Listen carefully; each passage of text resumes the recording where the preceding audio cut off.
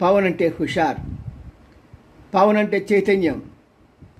తన cinema dialogue లాగా ఎక్కడ తగ్గాలో తెలిసిన వ్యక్తి పవన్.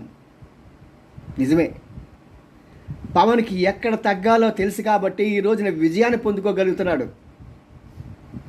అతనికి ఒకటే ఒక లక్ష్యం, జగన్ని ఎలాగైనా ఓడించాలి. అదే తాపత్రయం, అదే తహతహ.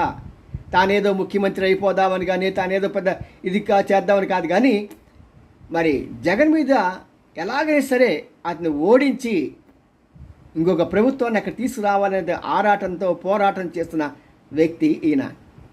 మరి ఈయన ఇలాంటి మంచి అందులో ఈయనకి ఏమైందంటే ఎక్కడా కూడా ఇతని మీద మచ్చ డాగు లేవు, ఎక్కడ కరప్షన్ ఛార్జెస్ లేవు. తన డబ్బులు ప్రజలకి పెట్టాడే కానీ ప్రజలు ఎవరిని మోసం చేయలేదు. ఇది నచ్చిన మోడీ రేపటి రోజున ఇతన్ని మంత్రివర్గంలో తీసుకున్నా కూడా ఆశ్చర్యపోవాల్సిన పని లేదు.